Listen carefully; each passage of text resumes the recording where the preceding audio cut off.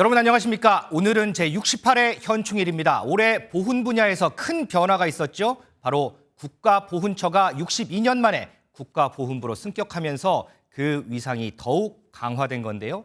오늘 이 시간에 국가보훈부 초대 장관이신 박민식 장관 모시고 여러 가지 얘기 좀 나눠보도록 하겠습니다. 장관님 어서 오십시오. 안녕하세요. 자, 어제 현충일 이제 하루 앞두고 어제 국가보훈부 장관으로 임명이 되셨어요. 그렇습니다. 소감이 좀 어떠신가요? 정말 뭐 개인적인 영광이기 전에 네. 대한민국의 국격을 저는 한 단계 높였다. 국가보훈부로 승격된 것이 네. 그런 측면에서 저 뭐 상당한 그 역사적인 그런 책임감을 느끼고 네. 62년 만에 뭐 그동안 진보 정권이든 보수 정권이든 어떤 정부에서도 이뤄내지 못한 것이었습니다. 저희 윤석열 정부에서 국가보훈부 승격 이뤄냈다는 그것은 네. 정말 우리 보훈가족뿐만 아니라 모든 국민들한테 저는 큰 그 선물을 준 것이다. 이렇게 자평을 하고 책임감을 다해서 국민들 기대에 봉사하겠습니다. 그러면 구체적으로 국가보훈부로 승격이 됐으면 이거는 다 어떤 의미다 이런 게 있을 거잖아요. 그건 어떤 의미가 좀 있어요? 뭐 이거는 한 조직의 크기가 위상이 뭐 바뀌었다. 뭐 그런 점으로 언론에서 이야기를 하지만 네. 더 중요한 것은 우리 대한민국 오늘이 있기까지 희생하고 헌신한 분들을 네. 국가가 어떻게 대우하느냐. 쉽게 말해서 급이 달라진 것이죠. 보훈가족을 국가를 위해 희생한 분들을 예우하는 그 품격이 달라진 것이기 때문에 저는 뭐 우리 국민 모두한테 큰 의미가 있다고 저는 생각을 하고. 그러면 이제 국가보훈부로 승격이 되면서 우리 국민들이 이제 뭐 몸소 체감한다든지 이런 실질적인 변화는 어떤 게 좀 있나요? 그러면? 뭐 가장 중요한 것은 앞으로 또 나가야 될 것입니다만은 그동안에 어떤 보훈가족이다. 또 네. 나라를 위해서 6.25 때든 또 베트남 전쟁이든 뭐 나라를 위해 희생하고 헌신한 분들 우리가 뭐 예우한다고 말로는 많이 하지만 그렇죠. 정말 피부에 와닿게 그렇게 했냐 그런 반성이 있지 않습니까? 네네. 그래서 국가보훈부로 아무래도 승격이 되면 그런 부분에 대해서 어떻게 보면 좀 뭐 비교를 하자면은 미국 같은 영국 같은 그런 선진국의 그런 보훈 정책에 거의 버금갈 정도의 그런 변화된 모습을 국민들이 체감하실 수 있을 것이라고 생각을 합니다. 자, 어떠세요? 오늘 이제 현충일 추념식에 참석을 하셨잖아요. 예. 지난해에 보훈처장으로서 참석한 추념식 그리고 올해 장관으로서 참석한 추념식 뭐 기분이라든지 마음가짐이 좀 다르시던가요? 뭐 개인적으로는 똑같은 일이었지만 네. 그럼에도 보훈 정책을 총괄하는 사람으로서 아무래도 보훈가족을 뵙기에 네. 좀 더 좀 뿌듯하고 더 이렇게 좀 사명감을 가지고 해야 되겠다 이런 각오를 다졌습니다. 제가 오늘 저 추념식 보니까 모든 분들이 이렇게 가슴에 이제 배지를 차고 계시던데 지금 장관님도 지금 배지를 차고 계시거든요. 예, 예. 이 배지가 어떤 배지인가요? 저는 좀 처음 보는. 저기 이제 이 태극기지 않습니까? 네. 태극기의 그 형상이 이제 우리 6.25 전사자들 유해를 발굴하지 않습니까? 발굴하는데 그 유해를 발굴하면은 그 조그마한 이제 관이죠. 그렇죠. 그걸 관포라고 합니다. 네네. 태극기로 접습니다. 맞아요. 태극기로 감싼 형태입니다. 그래서 121879 12만 1879분의 전사자가 아직 우리 가족들한테 못 왔습니다. 유해를 발굴을 못했습니다. 예, 그래서 이분들 단 한 명이 남을 때까지 네. 끝까지 국가가 찾겠다. 어. 그런 의미가 있고 우리 국민들 다 이 배지를 최소한 6월 달에는 좀 폐용을 해 주시기를 국가보훈부 장관으로서 꼭 부탁을 드립니다. 그러면 이제 저도 지금 이 배지가 없거든요. 예. 저나 이제 일반 국민들은 그럼 이 배지를 어떻게 얻을 수가 있나요? 지금 이제 NH 농협 앱 네. 그리고 GS 리테일 앱이 있습니다. 그 앱에 이제 접수를 하고 네. 그러면은 선착순으로 접수를 하게 되면은 주변에 있는 그 GS 25 네. 그런 거점 점포라든지 또 NH농협은행 이런 데서 받을 수가 있습니다. 저도 그럼 신청해서 꼭 부탁드립니다. 받고 예. 달도록 하겠습니다. 오늘 이제 추년식 끝나고 예. 윤석열 대통령이 예정에 없이 일반 장병 묘역을 참배를 하셨다고 해요. 같이 가셨던데 거기서 장관님 가족분들도 만나 뵀다는 얘기를 들었어요. 제가 좀 솔직히 상당히 당황했습니다. 네네. 이제 아시다시피 그 대통령의 그 어떤 행사, 네. 또 의전, 또 동선 이런 것은 여러 가지 경호 문제가 있어서 그렇죠. 사진에 다 정해져 있지 않습니까? 그렇죠. 네. 철저하게 그 관리가 되는데 네. 그 이제 추념식이 마치고 이제 대통령님께서 떠나셔야 되는데 네. 갑자기 그냥 떠나려고 하니까 좀 아쉽다. 월남전 그 전사자 묘역이나 대간첩 작전 때 희생당하신 묘역을 가보고 싶다. 네네.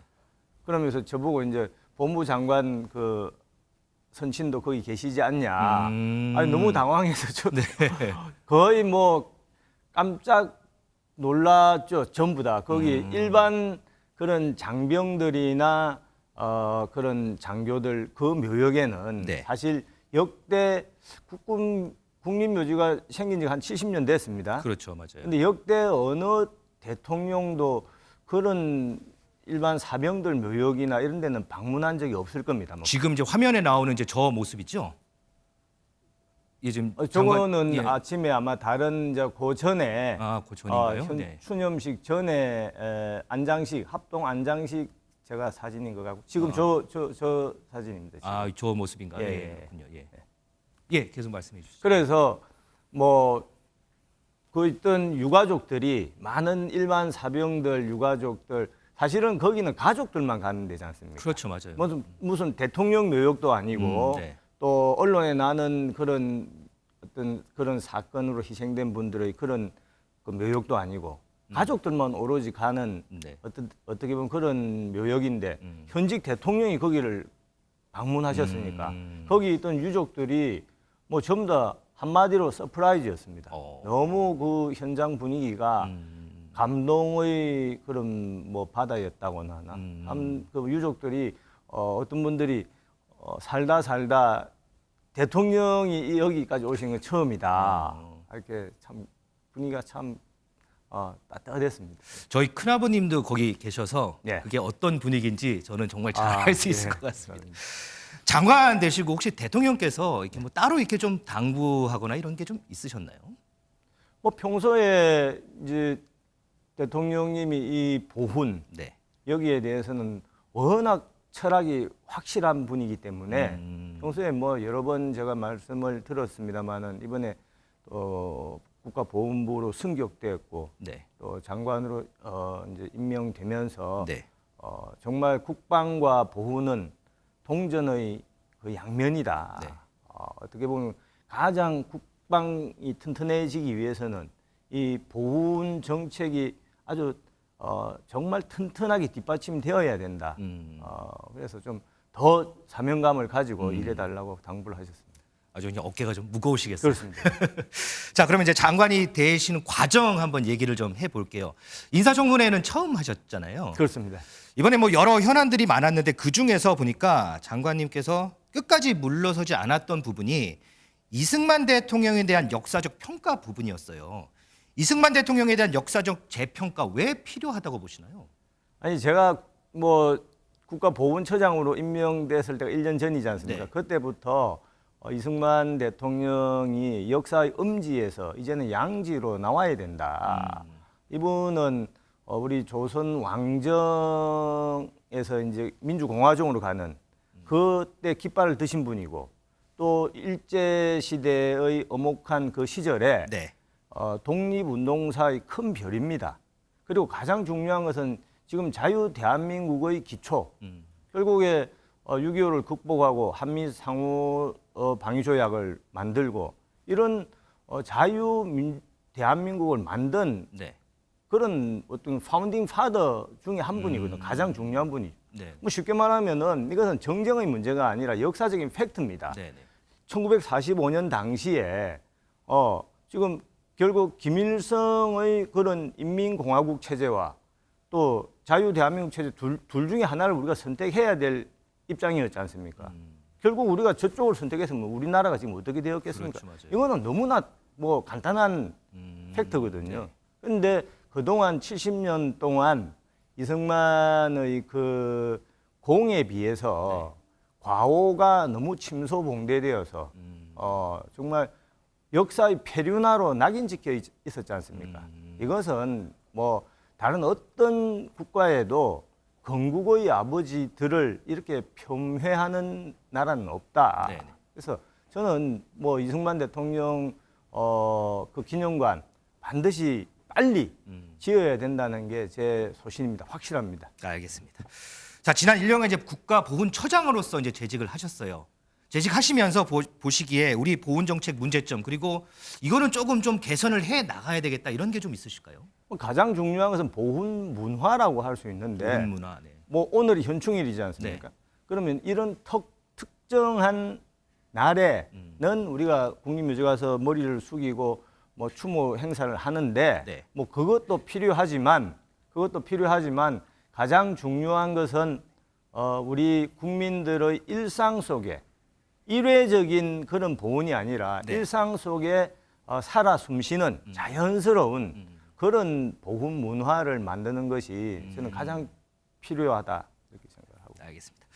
앞으로 각오 한번 들어볼게요. 자, 박민식 장관 어떤 장관으로 어떤 보훈부 장관으로 남으시길 바라시나요? 뭐 정말 보훈이라는 것은 단순히 과거에 대한 어떤 추모에 그치는 것이 아니라 네. 정말 대한민국이 미래 번영하기 위해서는 가장 중요한 초석입니다. 네네. 그 초석을 만드는데 작은 씨앗 하나를 뿌린 사람으로 기억되기를 바라고 열심히 할 각오입니다. 알겠습니다. 마지막으로 나오신 김에 많은 분들이 정말 궁금해하시는 게 있어요. 저도 뭐 정치하실 때 저도 몇 번 뵙곤 하지만 조금 있으면 이제 총선이잖아요. 총선 생각 있으신가요? 뭐 저는 정말입니다. 저는 지금 대한민국 보훈에 대해서 새벽부터 네. 밤 늦게 잘 때까지 그거밖에 생각을 안 합니다. 정말 저는 사명감을 가지고 있고 네. 대한민국 보훈 바로 세우기에도 지금 바쁩니다. 열심히 할 각오입니다. 알겠습니다. 자, 지금까지 박민식 국가보훈부 장관 모시고요. 여러 가지 얘기 나눠봤습니다. 장관님 오늘 말씀 잘 들었습니다. 감사합니다.